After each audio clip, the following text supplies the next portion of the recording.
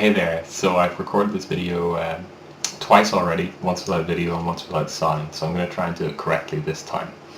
So I recently recorded a cover of an electronic composer called Lorne, and it got me thinking about imitating other instruments, and I guess first of all encouraging you to do it, right? So there's a whole load of interesting music out there, not all of it has guitar in it, and a lot of the time guitar doesn't get the best bits.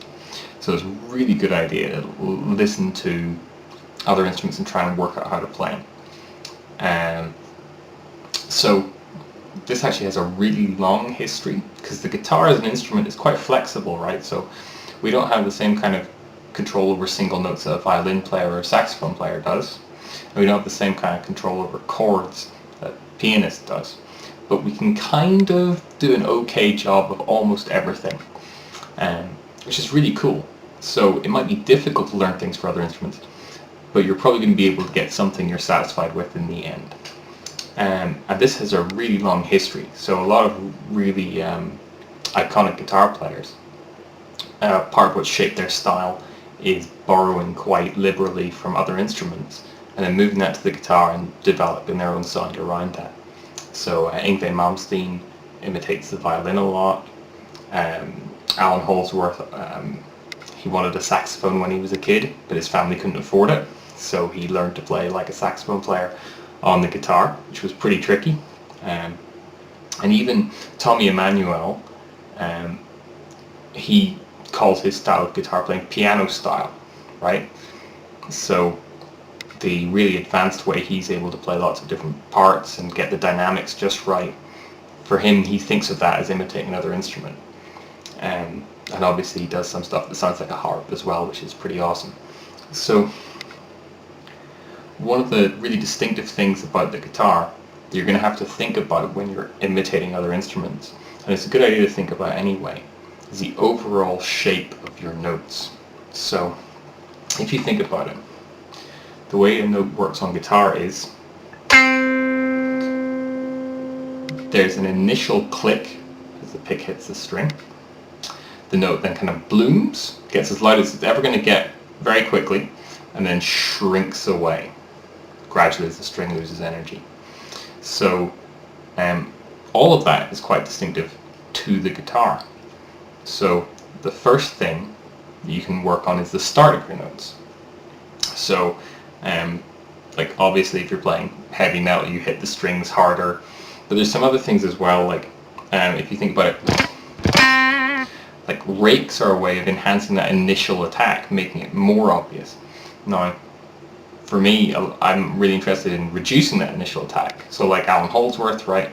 He didn't want to have to pick at the start of each string, because that forces you to create that kind of accented, that kind of different tone. He didn't like that. So hammer-ons from nowhere are a really good way of dealing with that. So there's still a little click as the string hits the fret, but it's not anywhere near as loud as the pick hitting the string. And that's been really useful for me imitating a lot of kind of like synthesizer parts in general. And sometimes, so there's one particular dubstep break I played where it's basically just a G, but rather than play a G a bunch of times, I would do it between two hands to change the attack on each note. Right, because to me it just didn't sound right picked, right? And I think maybe later in that break as well I might have a different one. I actually use like tremolo picking just to imitate the attack of a synthesizer, right? So it can go both ways. You can use tremolo picking to kind of imitate that kind of gradual rise and fall, for example, of a synthesizer note. And then the middle of the note is really interesting, because right out of the box, so to speak, with the guitar, you don't have that much control over the middle of the note, right? It's going to start loud and get quieter. It's just the physics of the instrument. Or is it? So even if you forget about the volume knob, right, which gives you one thing you can control, there's EBOs, right, which can actually sustain the note for you. Let me see this. fade that out and bring it back in, which is pretty cool, although I haven't got very much practice yet. And another thing you can do is use feedback from an amplifier. So it's a really cool John Petrucci riff where he actually just uses the feedback from his amp to get some harmonics and control the volume of them, which is awesome, right? And then finally, when it comes to ending notes, I think actually guitar players are really good at this. So I think one of my most popular videos still is just how you mute unwanted noise. And if you think about it, any guitar player past a certain point actually gets really good at muting strings when they're done with them, right? So broadly speaking, I would just say consider the whole note, right? Because there's a lot you can do with it. There's a lot of expressive potential there. And if you just think of notes as like, I'm going to play a C, you're missing out a lot of the expressive potential available there in terms of how do I start that C, does it fade in, is it quiet, is it soft, is it loud, how does it end, right? All those questions matter when it comes to musical expression.